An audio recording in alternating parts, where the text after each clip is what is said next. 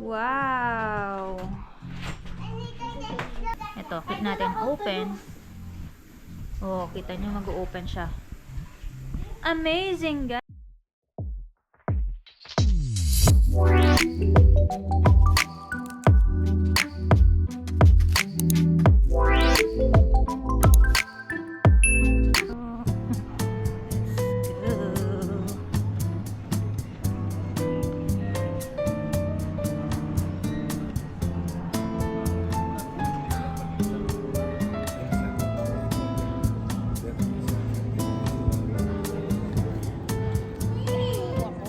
However po, sa 6th floor po siya, walang view. Walang We need to view. wait po ba tayo? How long nung may Starbucks. While waiting for our check-in, kakain muna kami dito ng snack or dessert. Ayan. Naghihintay kasi kami ng available room na may view. Ayan. So, para naman maganda yung room namin. Ayan, diba? Imagine, weekdays ngayon walang available na may view sa may Pearl Wing, diba? Ayan. So, kakain muna. Ayan. Eat first.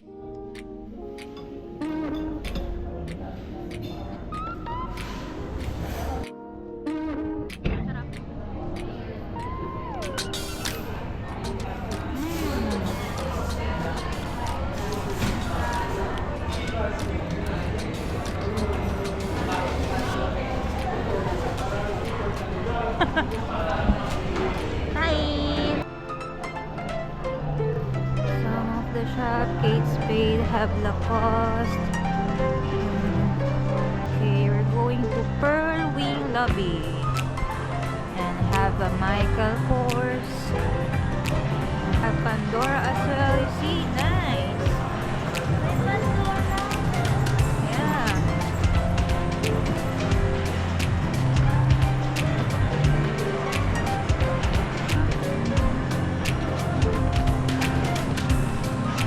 Tommy Hilfiger.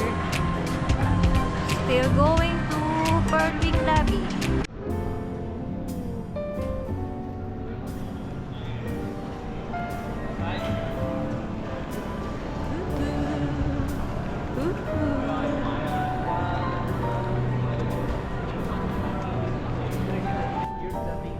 Pastry shop. Wow, 5 to Papa.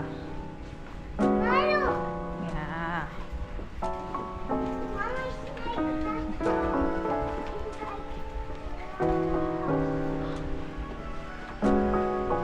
Going our room.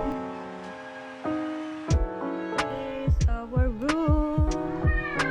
Ooh. Wow. This is the room. Ayan. So, this is the bathtub. Ayan yung vanity room for his and her. Super nice. Ayan. And this is the CR. Ito yung shower area. Oops, sa kabila pala. Shower area. Ayan. Tapos, ito naman yung toilet. I think it's automatic. Parang dressing room area. Nice. Ito po. And may bathrobe ka. And this is the private bar area. Ayan. Pakita ko. Ayan. Ito yung mga drinks. Pag ano mo yan, inangat mo yan ng 60 seconds, automatic yan. Madededuct sa'yo. Ayan.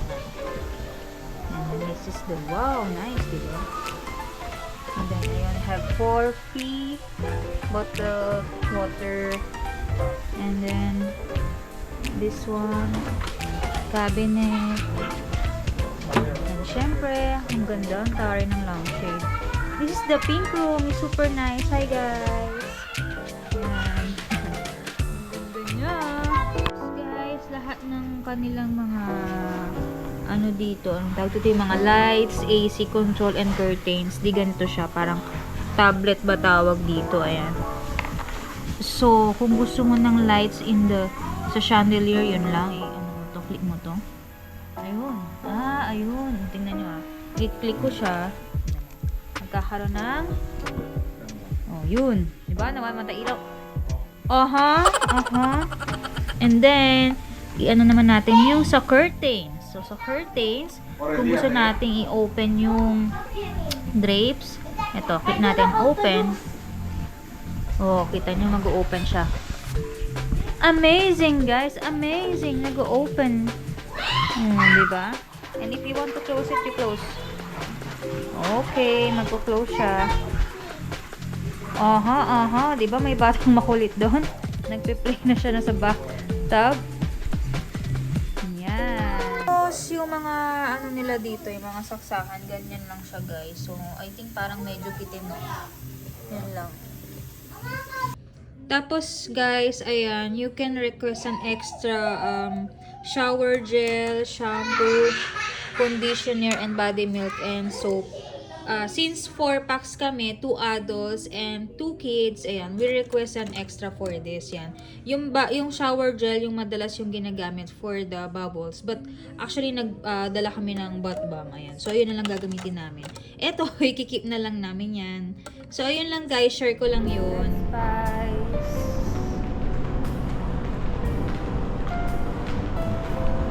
Ayan, going to Red Spice.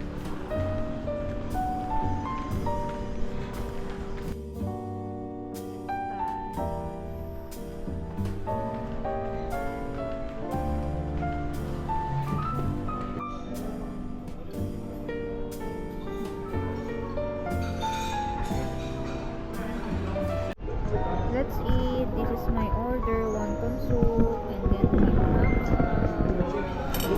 me and Bebel will share for this. Yeah, they're still waiting for their order.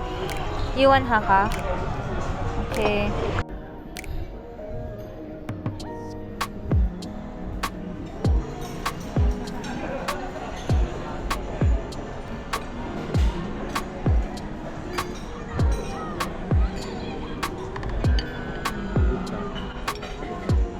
Kaya pinabawal na ano yung papunta dito. Papunta dito.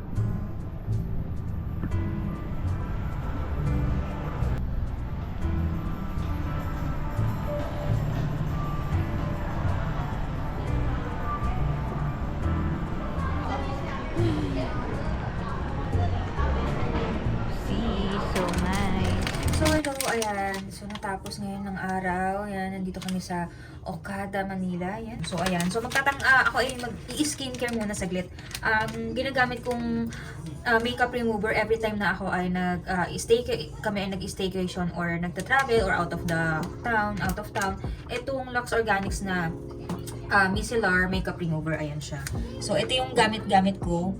Ito yung gamit-gamit ko pag kami ay nagta-travel, ayan. So, kasi para madali din siyang gamitin. I mean, madali siyang dalhin, di ba? Ayan. And then, yun lang. Iano ko lang siya. Magtatanggal lang ako ng makeup. Ayan, di ba? Ito na ang katotohanan, di ba? Kumusta naman yung ating braso, mala wrestler, no? Pero sa braso ko po na nagmumura. Ganda ng room, actually. Perfect siya for ano talaga, staycation. And so, ayan, tanggal na siya. Yung makeup remover niya, makeup remover wipes, maganda naman siya. Ang hindi lang talaga niya matatanggal ng bonggang-bongga, anong tawag dito, yung mga waterproof mascara, ayan. So, hindi niya ganong natatanggal yan. Ayan. Natatanggal niya, pero konti-konti lang, guys, ayan. Ayan, di ba? Kumuha pa ako ulit ng isa para talagang tanggal na tanggal yung aking makeup. Ayan. Kasi yung gamit ko rin palang BB cream, guys. Ano to, from, anong tawag dito? Yung Face Shop na waterproof BB cream, ayan. So, ayan, di ba? Natanggal na tanggal na siya. Then, ayan, yung eyebrow ko talaga, ano yan, tattoo. So, may vlog ako dyan, panoorin nyo na lang yan, lalagay ko dyan. And then, for my cleanser, ito yung ginagamit ko, yung CeraVe Quick Fizz na CeraVe Calm Cleanser. Maganda talaga siya, guys. For sensitive skin siya, okay siya. Ginagamit ko to every morning and every evening. Kita nyo naman, talagang mauubos ko na siya. So, let's wash our face. So, pag nag-wash ako ng face, guys, gusto ko yung medyo malamig. Para masarap sa face and okay sa pores, diba? Yan lang. Then yung consistency. Consistency, di ba? Yung consistency niya, ganito siya. Ayan. As in, ganyan. Tapos wala siyang amoy, guys. As in, for sensitive skin talaga siya. Wala siyang amoy. At saka, hindi siya mabula. Ayan, hindi siya mabula.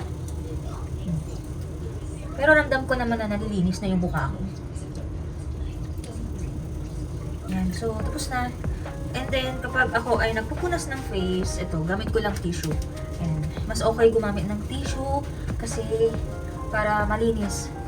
Siyempre yung mga towel guys, hindi ko man alam, di ba, kung sino-sino yung gumagamit. So, mas okay, tissue na lang po yung gamitin mo. Ayan.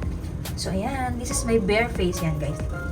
So, let's start with our skincare routine sa night naman, di ba? Ang ginagamit ko ngayon na nighttime skincare routine is itong, tinatry ko yung Retinol Radiance ng Lux Organics. Ayan, nagtatry ako kasi ng ibang retinol. So, please comment down below kung may recommend pa kayong mga retinol na skincare. Ayan, kasi ang gamit ko before is yung Good Molecule. So, gusto ko naman mag-try ng iba. Ayan. Ayan na siya. Ang binibili ko talaga, guys, kapag ako ay, ito nga, gaya na nasabi ko sa vlog ko, di ba, yung best purchases ko. Kapag nagta-travel, mas okay bumili ng mga gantong sizes, yung pang-travel lang talaga. Yung talagang amoy ng mga retinol minsan, no? Kakaiba yung amoy nila, yung parang hindi sila mabango. Yan. Parang amoy minsan may amoy rubber na retinol, ganun. Actually, ganun yung amoy niya. Pero medyo amoy rubber, yan. So, kapag nag-retinol pala kayo sa umaga, guys, ang gagawin nyo is maglalagay kayo ng sunscreen, ayan. Kasi kailangan yun kapag sa daylight, di ba? Kapag nighttime naman, okay lang kahit wag ka na mag-sunscreen. Ang gamitan mo na lang after retinol, so moisturizer after nun retinol. Ito, akong ginagamit ko yung Oxycure. Ayan, nakita nyo na yun sa best purchases na vlog ko. Ayan, ito isa sa best purchase ko sa 2023. Ayan. So, inahintay ko lang ng konti. Tapos, maglalagay na ako ng moisturizer. Yun lang. Yun lang yung aking skincare every night. Hindi na, wala akong masyadong nilalagay na marami, guys. Kasi, doon na sana yung mukha ko. Minsan kasi kapag mas marami rin akong nilalagay, parang, yung nagkakaroon ako ng bumps, ayan. Minsan naman nagtatry ako, pero, well, dito nahiyang ang aking face. Kaya ito na lang. Minsan naman nag-face mask din ako, yan. Siyempre, huwag natin kalimutan ang ating neck area. Ayan. So, yun lang, guys. So, baka dito ko na i-end ang aming video for day 1 ng aming Okada. Ayan. So, overnight lang pala kami dito, guys. So, ito na. Magpapahinga na kami ang mga magpapahinga na yung mga bagets, no? So, yun lang, guys. Good night.